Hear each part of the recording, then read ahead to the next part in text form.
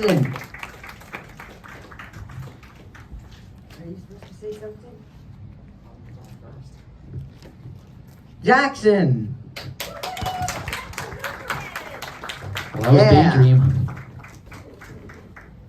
So any questions? Oh, that's me. Kieran's got the mic. He'll pass it to you. Oh, wait, first. Oh. So I'm going to introduce somebody. I never could have made this movie if it wasn't for one person. And this person doesn't need an introduction. I think everything we just saw on the screen speaks for itself. And I think she's on her way up right now. Yeah.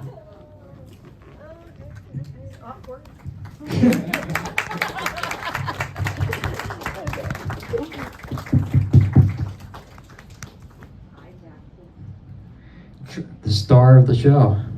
Oh, this is really awkward. Oh wow, there's a lot of people here.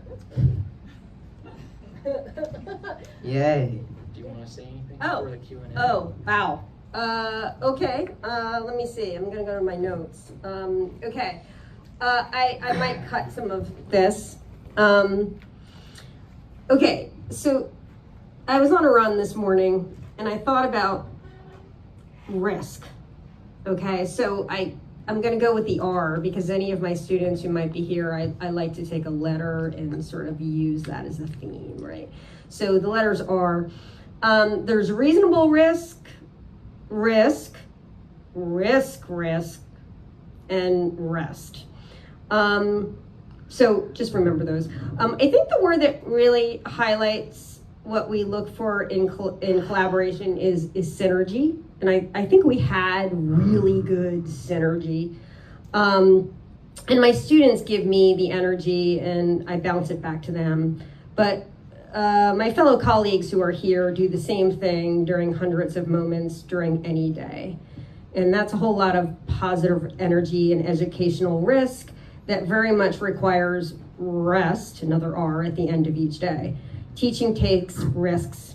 How do you give a kid a platform to express themselves? How can you present the material in a fun way? My colleagues here, you are the sunshine in every kid's day. Talk about creativity. On your feet, you are fast applying techniques to maximize their learning. All of you deserve movies. Jackson, I'll tell you, you gave this to me at a time when I most needed it, and I want to let you know that. Back to risk. There have been many times when I've tried creative risk in teaching and life in general. I think they've largely paid off. One, however, is when I tried to gather enough online votes for a luxurious vacation through Reader's Digest for me and my son, and I shamelessly participated in it. It turned out to be something I wish I could erase. Many of my friends voted and probably rolled their eyes. But since I'm a teacher, I'll use my red pen and simply make it an edit in my life. My son and I are a two-person family, and it's a real honor to share the love of the arts with him. He blew me away as an actor and individual who is open to doing this and proved himself to be a real role model to me. Oh, yeah. He taught me to show up and just let go. Jackson, oh well, Jackson, if you read the note from the teacher that's on your website, these words were so heartfelt that I can't try to replicate them. It is my final draft, so I hope you accept it. No red pen or additions. Truth be told, it took a lot out of me as well as you to get this film complete, and I only acted in it. I can only imagine how exhausted you are. For you, this was risk, and probably the same for me. I don't try to get that every day in my life, so thank you for the opportunity. Get some rest. Yeah, there's definitely a lot of synergy in the movie. There were lots of things that went wrong, but there was also so much that went right. And yeah, editing is a very grueling process because I was working a 6.5 day a week job at the same time. So I would come home after work, take a short nap, and then I would edit. And sometimes I would get so into it, I would skip dinner and I'd just edit straight through to the night, and sometimes I'd pull an all-nighter. But that was my routine for about 10 months. And you can essentially keep editing a movie forever, but you have to force yourself to stop at one point. So there's so many times that you can look at the material, and I've probably seen the movie about 1,000 times. So I have to really take a step back for a while before I can actually experience it. Huh? We have any questions out in the audience? Questions or comments? Questions? Question all the way in the back.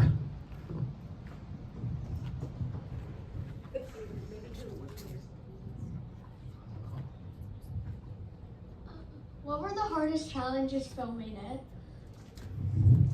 You asking me? Anyone. Oh. Jackson, you can take this one. I think they're all for you.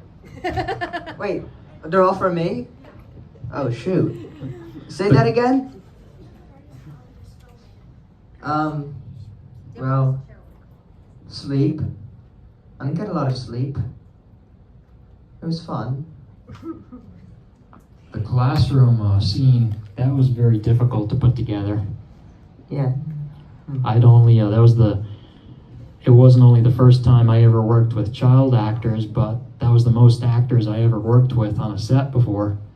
And we had no child wrangler. Maura pretty much doubled as that during that scene. And it was so chaotic because it's a very long sequence. It's like a 10-minute long scene in the beginning of the movie. And, there were lines that they were being dropped, and so we were improvising along the way. And there was just so much going wrong, so we got to the point where we had to get the actors out of there within a half hour, and we still had more than half the sequence to shoot. So we were just taking everything rapidly in one-shot takes, and we were just improvising everything. And we just put the camera at the back, and Maura was just improvising all of her lines for that scene. So that was definitely tough to shoot. I would say that was probably the hardest part. I forgot all my lines. I mean, I was terrible. And the only reason I got my lines together was because of Emily Spencer. So she is my student, was my student. She just graduated. And so I just kind of imagined we were in a classroom, and then my lines came back. So. Any other questions? One in the back.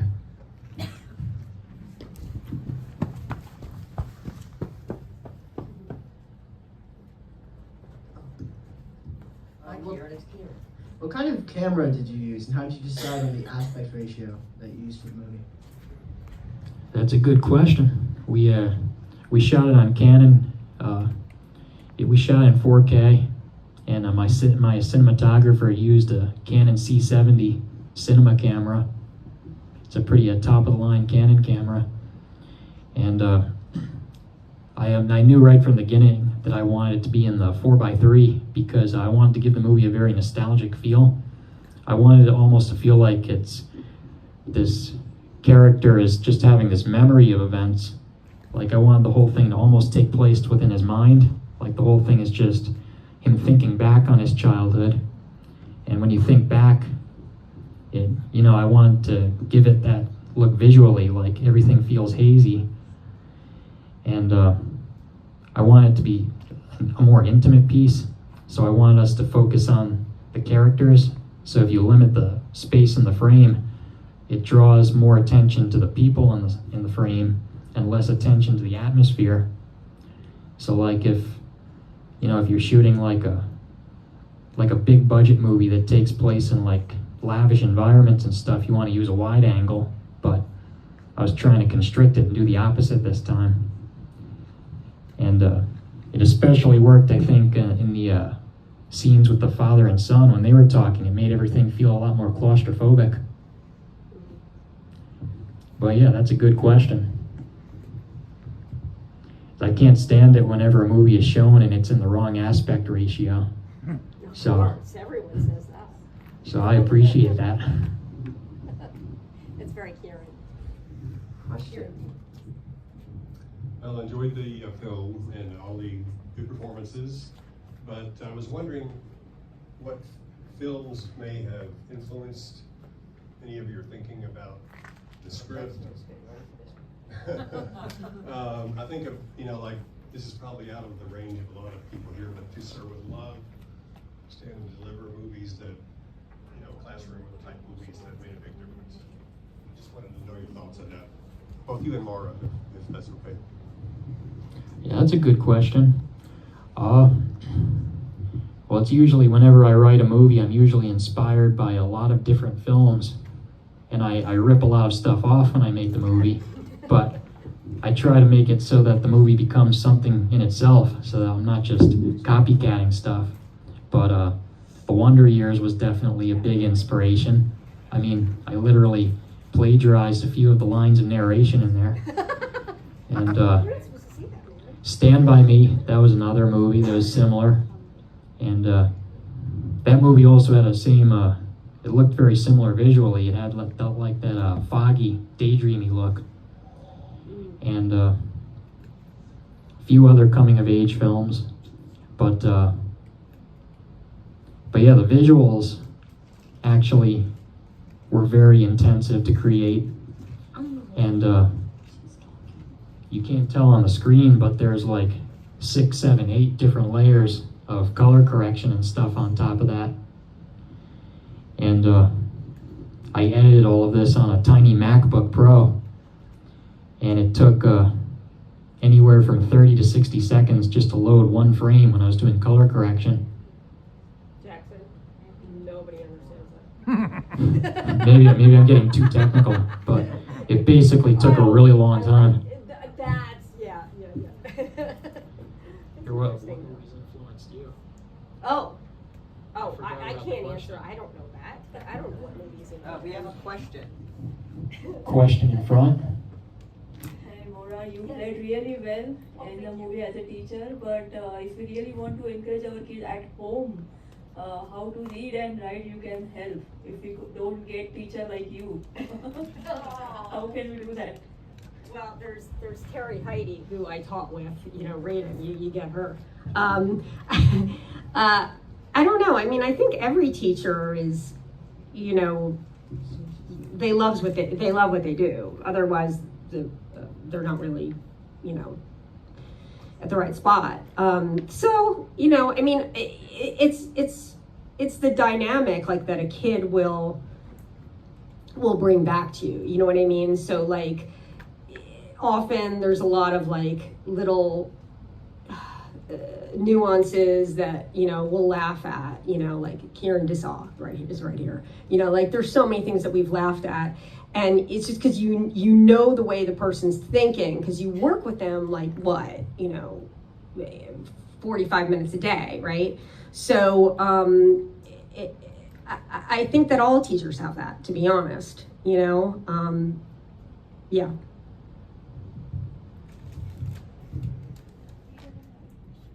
Another question up front.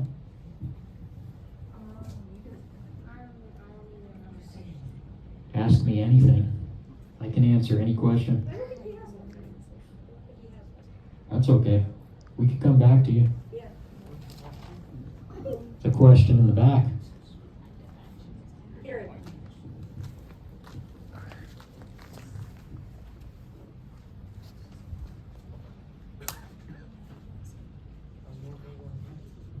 Oh, so I'm good. Yeah, I'm gonna curious to know, did you have anyone mentoring you or guiding you on things, or did you have someone to bounce ideas off of, or you just were winging it? I mean, I have a friend named Gerard Amsalem, and he's a French filmmaker, and he was giving me advice during pre-production. He recommended that I get a good cinematographer, and he was just giving me tips on that. But no, for the most part, I was just winging the whole thing.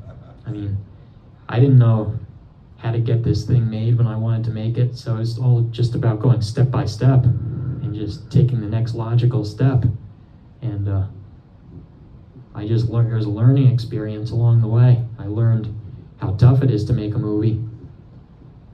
And I was just, when you're trying to make it all by yourself, you're just hearing no all day long, and you just have to keep going until you finally get a yes.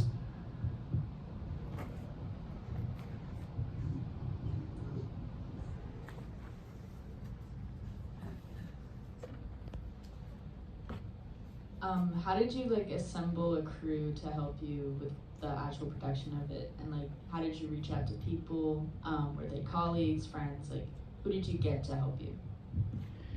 Well, I actually went to film school way out in New Mexico, so all the connections I made were way out there. So I didn't have any film people that I knew around here. So some of them were Fairleigh Dickinson students. They were a lot of the crew members. They just wanted to get involved in a local production and get some experience on set. And the cinematographer, I just posted an ad for, cinematographers, and that's how I hired that guy. And the same with the composers. Oh, he was fantastic. Yeah, there are two composers in the movie actually. There's Itamar Arez, and he did the opening scene and the ending scenes with the basketball and everything.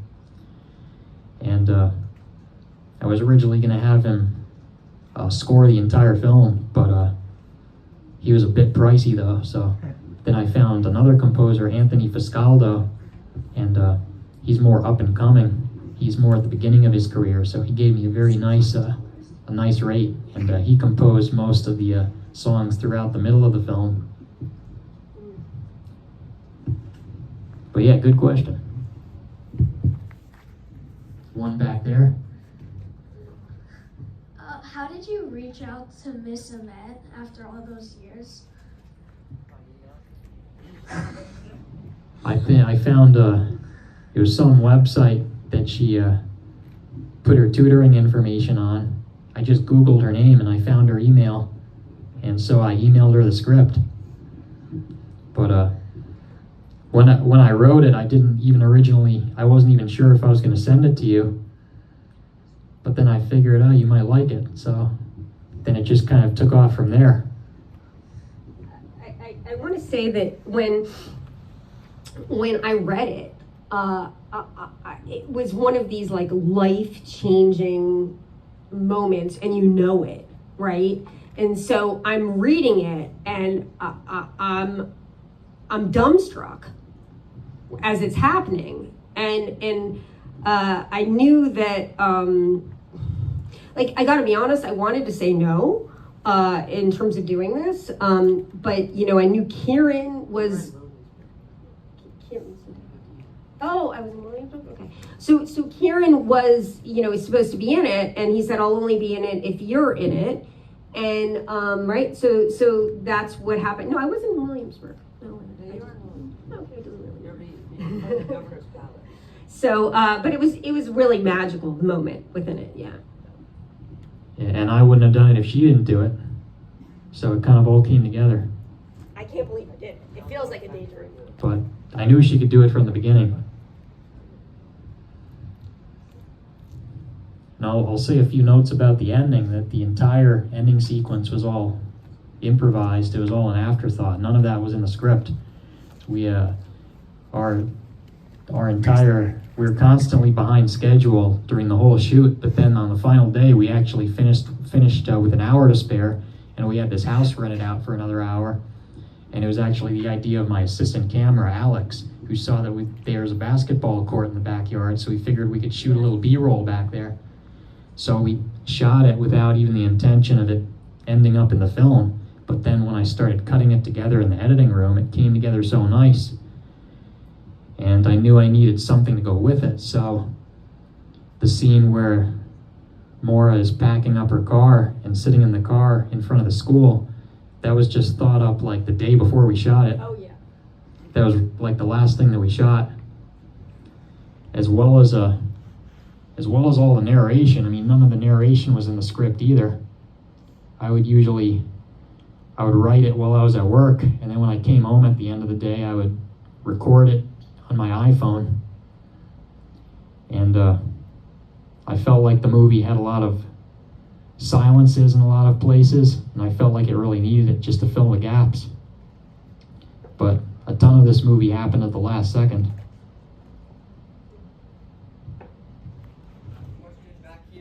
Question? How did Miss Aimette's teaching impact the direction of your life? Oh, that's a very big question. I don't, I could go on and on. I don't have enough time to talk about all of it, but she influenced my life because I wouldn't have made this if it wasn't for any of that. I never have made this movie if it wasn't for her teaching and those memories of being in her class. So I think the movie speaks for itself.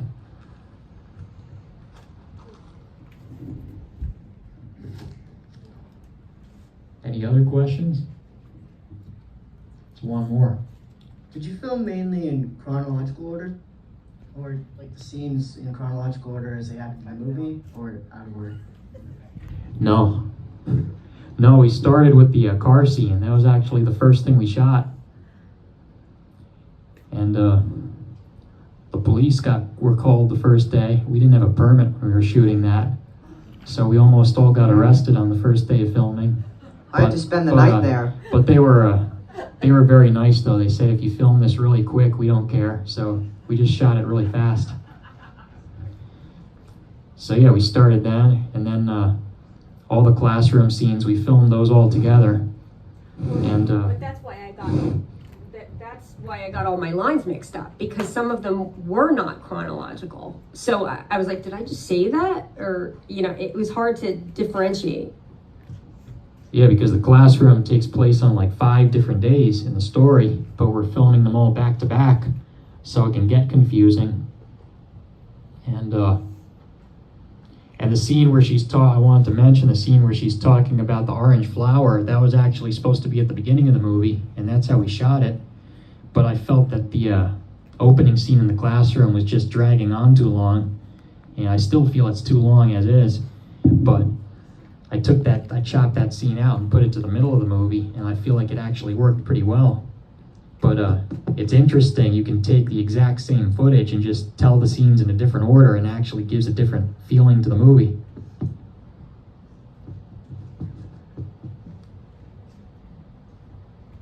Right there.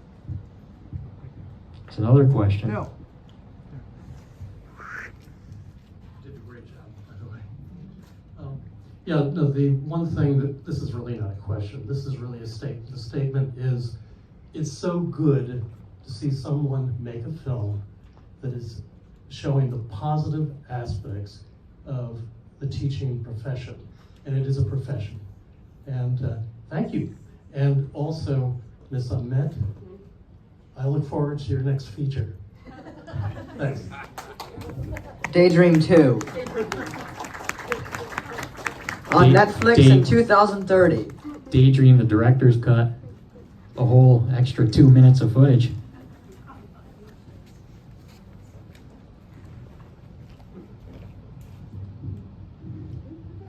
And it was tough to get the rights to the Daydream song in the movie too. Oh, yeah. I'm still waiting for the record label to write back to me, but I played the movie anyway. Yeah, I mean, everything costs money, right? So I marvel at how you pulled it off. Even like when the dad was watching television, you couldn't do modern TV in the background because you'd have to pay for that, right? So you had to get things that were free, and I know a lot of money went into the Daydream song, so... Yeah. Yeah, that was His Girl Friday on the TV, and it's a public domain movie, so I didn't have to get permission for it. I actually noticed, this is loud. I actually noticed, remember I was telling you, Jackson, because you were sitting next to me, that the song, that old-fashioned song, it was actually saying like, it was something about like opening up, and it was the exact opposite of what the discussion between the father and Nick was. Well, whatever you do. Oh yeah, whatever. Oh, you that's do. really Yeah. interesting. Yeah, that was a song I picked at random, but then I noticed that, yeah, when I was cutting it together. If you take a song that's more than, I think, 95 years old, the copyright expires. So it had to be before 1930, pretty much. Oh wow. It's my favorite year.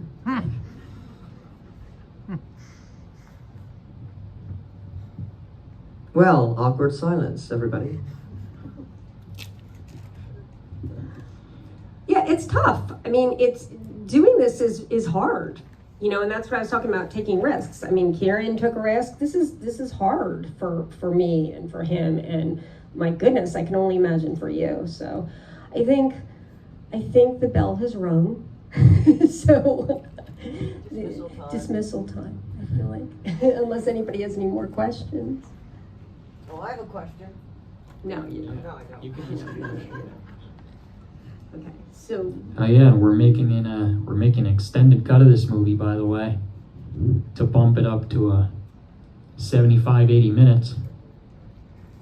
So all that information is on the website, and you can actually be a part of it if you're interested. We're using everyday people telling real life stories about people that influenced them in their life, kind of making it into documentary / narrative fiction. And I think it'll add an interesting angle. So if you're interested in actually appearing in the movie, just contact me.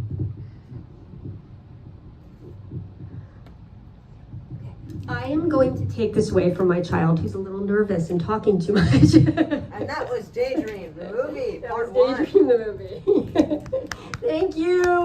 Thank you so much, everyone. Thanks for coming out. So give an applause for Kieran. And give an applause for Miss Aimette. Jackson.